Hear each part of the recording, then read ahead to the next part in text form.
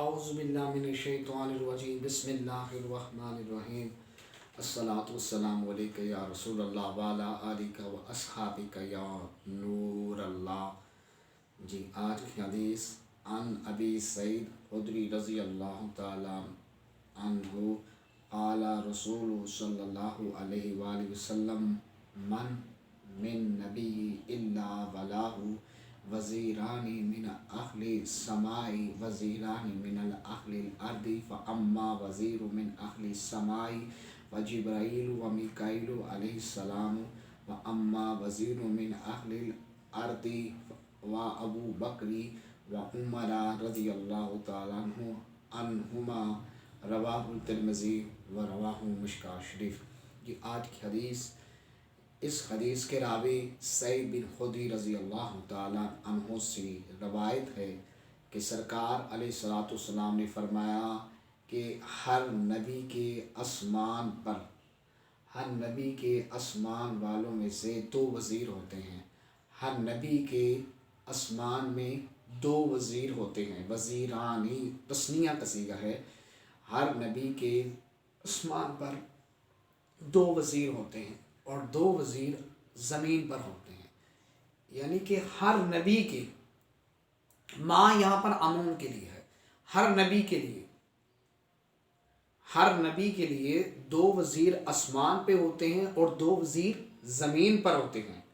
من اہل السماء وزیران من اہل الارض، دو وزیر آسمان پر اور دو وزیر زمین پر ہوتے ہیں۔ وَأَمَّا وَزِيرٌ مِّنْ أَهْلِ السَّمَاءِ، اور فرمایا آسمان پر میرے دو وزیر کون سے ہیں؟ جبرائیل و میکائیل۔ اب جبرائیل میکائیل، اب یہ لام پر پیش ہے اور میکائیل کے بھی لام پر پیش ہے اور جبرائیل کے بھی لام پر پیش ہے، کیونکہ واو آ گئی ہے، مطوف اور مطوف لے ہیں، تو میکائیل مطوف اور مطوف لے، اور اس کے بعد علیہ السلام فرمایا کہ دو وزیر ہیں میرے آسمان پر، اور دو وزیر آسمان پر کون سے ہیں؟ فَجِبْرَائِیلُ وَمِیکَائِیلُ علیہما السلام سلام۔ فرمایا ایک وزیر جبرائیل اور ایک میکائیل، دو وزیر ہیں، ایک وزیر جبرائیل علیہ السلام اور ایک وزیر میکائیل علیہ السلام۔ اب یہ تو آسمان والے وزیر ہو گئے، تو زمین میں وزیر کون ہیں؟ فرمایا فَأَمَّا وَزِيرًا مِّنْ أَهْلِ الْأَرْضِ، اور فرمایا زمین میں دو وزیر، فَأَبُو بَكْرِ، فرمایا ایک وزیر ابو بکر ہے، وَعُمَرَ، اور ایک وزیر عمر رضی اللہ تعالیٰ عنہ۔ اب سرکار نے فرما دیا کہ دنیا زمین کے اندر جو میرے دو وزیر کون سے ہیں؟ ایک ابو بکر اور ایک عمر۔ اس لیے تو سرکار نے اپنے پہلو میں سلایا ہے، اس لیے تو سرکار علیہ السلام کو اپنے پہلو میں سلایا ہے۔ وہ تھے نا ایک اللہ تبارک و تعالیٰ کے وہ ولی، جب انہوں نے مناظرہ کیا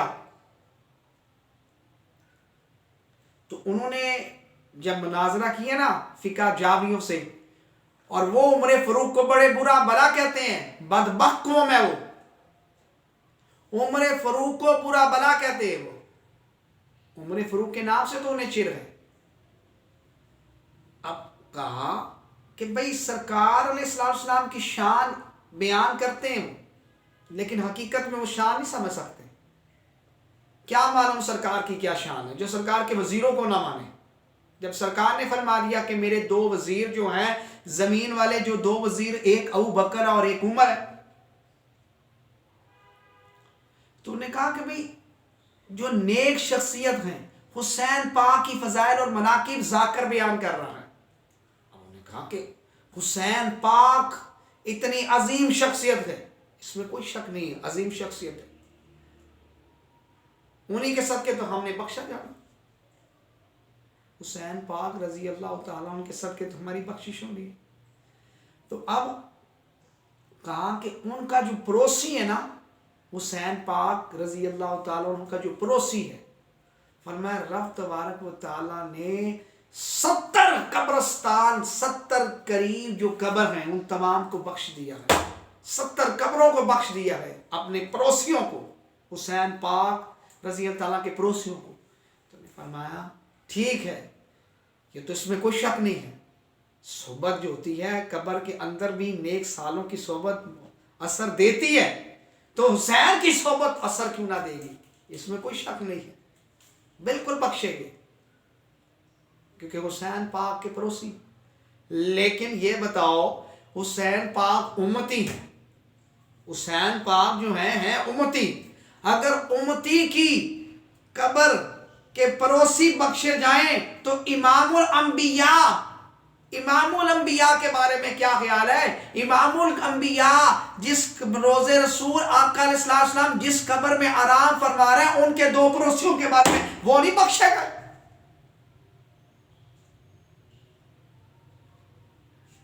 تو کیا وہ نہیں بخشے گئے؟ اور سرکار نے فرمایا ابو بکر فی الجنہ، عمر فی الجنہ. عشرہ مبشرہ صحابیوں کو جب سرکار نے فرمایا، ویسے تو سارے صحابی جنتی ہیں، سارے صحابی جنتی ہیں، لیکن عشرہ مبشرہ کے اندر خاص سرکار نے نام لے کر فرمایا، تو ان کے اندر ابو بکر کا بھی نام ہے. ابو بکر فی الجنہ، عمر فی الجنہ، عثمان فی الجنہ، طلحہ فی الجنہ، زبیر فی الجنہ. یہ سرکار نے ان کے نام لے کر فرمایا. تو کیا یہ حدیث نہیں ہے؟ سرکار نے فرمایا کہ میرے 2 وزیر ہوں گے زمین پر، ایک ابو بکر ایک عمر.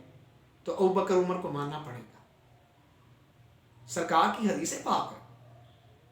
اس حدیث کو آپ زیادہ سے زیادہ شیئر کریں، آپ حدیث کو شیئر کریں. یہ پیغام میرا سرکار کا پیغام ہے، یہ تو میں نے سرکار کا پیغام آپ کو سنا دیا، آپ تک پہنچا دیا. اب آپ کی ذمہ داری ہے آپ آگے پہنچائیں.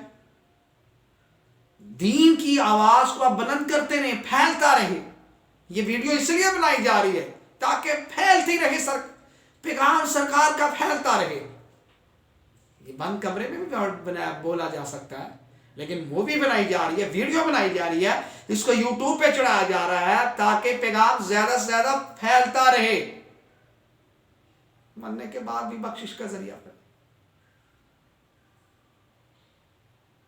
یہ ہماری بخشش کا ذریعہ بنے گا. قبر میں جب جائیں تو یہ ہمارے مرنے کے بعد بھی جب لوگ سنیں گے تو یہ بھی بخشش کا ذریعہ. امیر المجاہدین علامہ خادم حسین، اور اس جیسا مرد کلندر اب نہیں آنا، بہت مشکل ہے. صدیوں بعد ایسے لوگ پیدا ہوتے ہیں. امیر المجاہدین، رب کعبہ کی قسم، قرآن میرے سامنے ہے، بخاری میرے سامنے ہے. جاؤ کسی نظر والے سے پوچھنا جس کی نگاہیں، ہم تو گناہ گار ہیں نا، آنکھیں گناہ کر کے سیاہ ہو چکی ہیں، ہمیں نظر نہیں آتے. فرشتے نور ہیں، جو نور والے ہیں، جو مراقبے کرنے والے ہیں، ان سے جا کے پوچھو. رب کعبہ کی قسم، امیر المجاہدین کے جنازے پر تو فرشتے بھی آئے تھے. سعد ابن وقاص صحابی رسول کے جنازے پر 70,000 سے زیادہ فرشتے آئے. تو جس نے ختم نبوت کا پہرا دیا اور جس نے جیلیں کھائی ختم نبوت کے لیے، نہ ڈر ہو کر گفتگو کی، اس کے جنازے پر تو فرشتے بھی آئے تھے. تو تم پھر بھی اس کو برا بلا کہو. بدبخت ہے جو ان کو برا بلا کہ، اور مجھے فخر ہے کہ میں ان کا شاگرد ہوں. اللہ حضور کے ننان پاک صدقہ ہماری بخشش کا ذریعہ بنے اور امیر المجاہدین کے درجوں کو مزید تر بلند فرمائے. صلی اللہ علی محمد. السلام علیکم ورحمۃ اللہ.